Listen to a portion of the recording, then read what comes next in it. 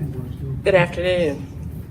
Welcome and thank you all for attending the UNC Board of Governors public comment session. My name is Pearl Burris Floyd and I am a member of the Board of Governors and I'm from Dallas, North Carolina. I would like to ask the board members to introduce themselves, starting on my far left. Good afternoon. My name is Tyler Harden, and I'm the student member on the board. I'm Ann Maxwell from Goldsboro, North Carolina. Philip Byers from Florida City, North Carolina. Jim Holmes, Raleigh, North Carolina. Mike Wolf from Fayetteville, North Carolina. On behalf of the board and university leadership, I want to let you know that we value your input and your opinions of the university, community, and general public, especially citizens of North Carolina on issues related to the university. We look forward to these public comment sessions as an opportunity to hear from you. The public comment session is a chance for the board and the president to hear directly from you. Just a quick word about format. You will notice right away that we will be completely in listening mode when commenters are speaking. Board members will not be engaging in conversation with the speakers or offering comments in response. We're going to listen to what you have to say, and this is a common format and approach to public comment sessions like this. And it ensures that speakers can be heard. Each speaker will be allotted a maximum of 3 minutes, and a timer can be viewed on the board. We will be following up the comments we hear with help from our university staff. Individuals who did not register as speakers or who wish to provide their views in writing may submit written information to public@bog.northcarolina.edu. As a reminder, the success of our public comment sessions depends on the respectful engagement of everyone involved. We ask that everyone in attendance observe the board's expectations of decorum. Thank you all again for attending, and let's hear from our first registered speaker, Michelle Brown.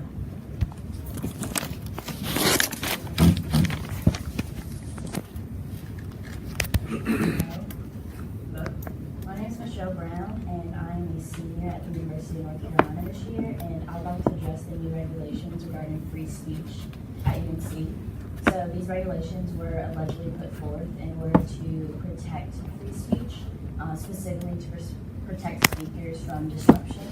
However, these regulations specifically target peaceful methods of student protests that have gone on historically at UNC for hundreds of years, including when UNC's statute of silencing was put up in 1913. And so we'd like to ask that the board consider what these regulations mean. My experience as a Silent Sam protester has shown over and over again that student protesters are peaceful in their desire to continue these conversations around Silent Sam, yet they face the threat of expulsion for ironically exercising our right to free speech, and that's unacceptable.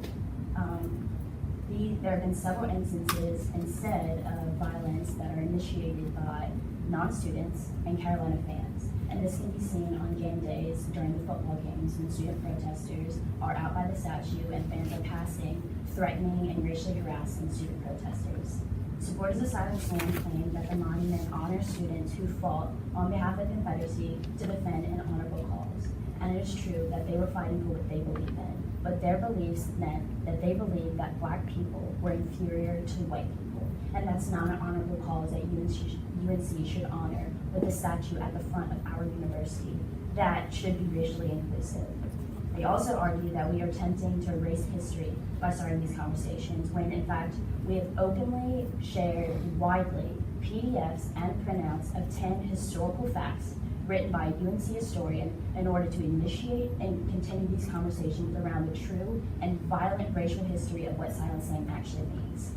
So we're here today because we'd like to ask you to consider Jefferson Davison's words, who was the president of the Confederacy, who openly acknowledged that their fight was in defense of the, quote, rights of property and Negro slaves. So it is undeniable that the Confederate message was to maintain the Anglo-Saxon race, as Julian Carr stated when he erected that statue. So not only does the statue not belong on our campus, but it creates a racially hostile environment. So we're here today to ask that the Board of Governors come to the statue and witness for yourselves the racially hostile environment that's created by the statue. And you can come the next game, November 18th, to UNC home football game, and see how student protesters interact with our community members, because the community does want the statue down.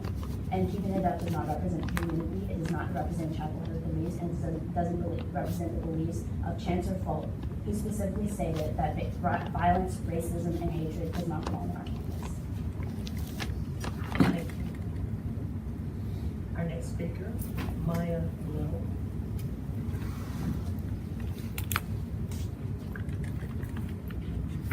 Check the microphone first. All right. My name is Maya Little. I'm a PhD student in the Department of History at UNC Chapel Hill. So I first want to say that I understand by and large your position on the Silent Sam statue is that we need to contend with our history. While I disagree with this statement on a fundamental level, since the Silent Sam statue distorts Civil War history and only represents a white supremacist view given from the Jim Crow era, I also think it's important for you to understand what we as students experience while trying to educate people about Silent Sam's history. I've been at the sit-in almost every day, including every single Saturday before UNC football games. And this is as a grad student and as an employee of the university. The response to our educational outreach efforts have been extremely aggressive. We hand out flyers with the history of Silent Sam, and these were created with the input from a historian at UNC. And people yell at us that they know enough about history. They make racist comments at us. They have made monkey chants at me. They say things such as that black people need to be put back in their place. That black people like myself need to stop talking about racism. That we need to stop talking about racism. They even threaten our safety by saying things that they will kill us, or leaving threatening notes attached to tiki torches in the dead of night. As the governing body of this university, you should be disturbed when members of this community are threatened simply for exercising their First Amendment rights. You should be disturbed when Silent Sam supporters use racial epithets and employ neo-Nazi imagery to threaten the people of Chapel Hill and the students of UNC. Not only that, but you should be disturbed that a campus police officer, Officer Hector Borges, was employed as an undercover agent during our 24-hour sit-in, which was later broken up by DPS, which he is a member of as a campus police officer. This officer told us while he was undercover that his name was Victor, and he was a veteran and an auto mechanic with PTSD. He expressed support for our cause and asked about our personal lives. He talked to me about how he enjoyed riding his bike to the statue as it helped him with his anxiety when his medication could not. In solidarity, I shared with him that my own anxiety had been increasing and had been hard to manage due to the threats we were receiving and the many people who would treat us very aggressively at Silent Sam. Yesterday, as I wandered with a friend into Morphle Place, I discovered Victor had lied to us. He was not a mechanic, he was not a veteran, he was not Victor. He was Officer Borges. He had infiltrated our peaceful student protests to surveil and gather information on us. Essentially, a police officer from the department that we pay our student fees and tuition to was hired to spy on us, to spy on students, and what I assumed was an effort to protect this racist statue on the forefront of our campus. As a student at this university, as a worker, as a community member, I am deeply disturbed not only by the alumni and Carolina fans who harass us, but also by the campus police officers who are hired by the university to do so. I think it should be disturbing to you that members of this community, that this university are threatened on a daily basis, spied and surveilled for simply exercising their First Amendment rights, which you all seem to be concerned about, in an effort to make this university and town a racially inclusive environment. I ask for your student safety, for the safety of community members, and for your employees, and to build a culture of actual transparency at UNC, that you please flyer with us at Silent Sam and see free speech in action. Thank you. Thank you. speaker is Sabrina Sanagopan.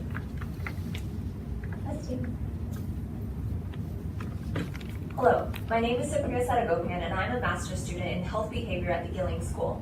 As a person of color, I have always been aware, hyper-vigilant, in fact, of the way that I am perceived. From a young age, I always knew that I would be treated differently, and this will always be the situation, regardless of my fundamental rights as a human being. I am used to being one of the few, if not the only one, who looks the way I do when I enter a classroom. I specifically chose to pursue a degree in health behavior because it would allow me to address the very systems of inequality that have haunted me my entire life through work in public health. For this reason, I came to UNC, a supposed leader on these systemic issues where I hope to be able to contribute to the university community to eliminate these. However, concerns of blatant racism and discrimination not only exist in the outside world, but are insidious in every aspect of UNC, including Silent Sam. Silent Sam continues to be a point of contention, but for what reason? Students of color should not have to defend why an embodiment of superiority and violence that pays homage to the Anglo-Saxon race should be taken down. Rather, the administration should be forced to state its reasons for why such a symbol of exclusion and injustice should have a platform. Furthermore, this statue was constructed 50 years after the Civil War, in principle as a dedication to the student soldiers. However, the real effect has been to keep the oppressed living in fear. I do not feel safe on this campus, the very campus that I had hoped how to change the world for the better. I resonate with the voices of those oppressed from 1913 because I too am subjugated by a memorial that makes disenfranchisement acceptable. I've often heard the phrase public ivy used by UNC officials, but in order for this university system to uphold its ideals of serving the public and commitment to academia, it is necessary to actually practice these values. Now is the time to listen to the clamoring of the marginalized. There is no place on a university campus for a standing reminder that the white and privileged have a safe space that espouses discrimination, something that students of color are already so aware of. I understand that this statue is perceived differently by all, but the overwhelming view today is that the statue must be taken down. It is important to be tolerant and open to the viewpoints of others, but at what point does open-mindedness become justification for upholding values of white supremacy?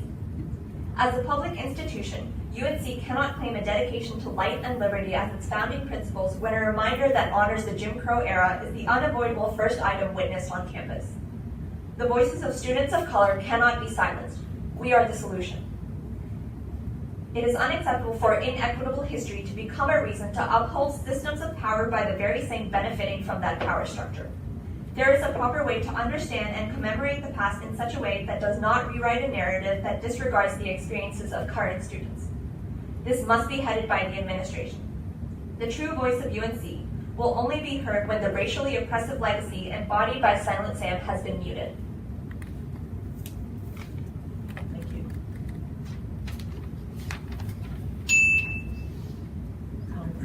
Crazy.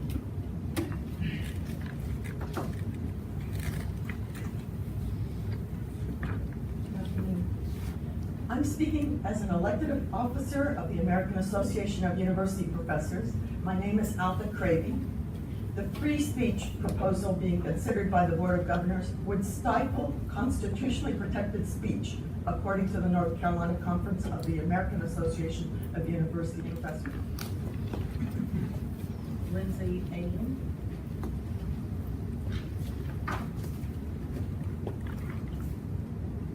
Hello, my name is Lindsay Ailing. I'm a PhD student in UNC's History Department and one of the organizers of the Silent Sam sit-in. If you would like to know a bit about my dissertation, I once described the project to a protester who turned out to be an undercover DPS agent, so I'm sure there's a police file on the matter somewhere.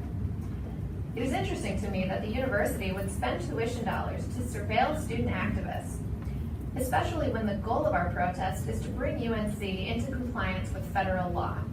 In September, you received a letter from the lawyer Hampton Dellinger advising the university that Silent Sam creates a racially hostile learning environment in violation of Titles 4 and 6 of the Civil Rights Act. I've seen firsthand how accurate his argument is. When Maya and I hand out flyers together on game day, Silent Sam supporters treat us differently. They call me an idiot, but they tell Maya she's illiterate. I've heard multiple hecklers tell multiple Black student activists that they were only accepted into this university due to affirmative action. When I mention my advanced degree, People might call me an elitist snob, but no one has ever questioned that I belong here. More than a century after Silent Sam was erected by a group that did not believe African Americans should have the right to attend public schools, the statue's presence still emboldens its supporters to challenge Black students' basic right to exist as members of our community. There's a direct link between the racial hostility Silent Sam fosters and the threats of violence against student protesters. A recent incident that ended with a death threat against a UNC undergrad began when a Silent Sam supporter leaned into Maya's face and began making monkey noises. In August, 2 men approached the protesters and asked, "What would you do if we came back with guns?" Weeks later, those same men were back at Silent Sam screaming white power. When protesters identified the men, we discovered that one of them had a lengthy arrest record, including one charge of sexual assault.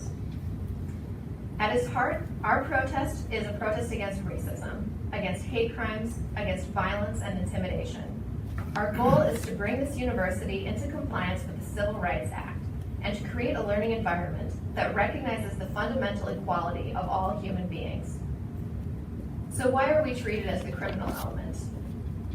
Chancellor Folt once described our protest as open democracy.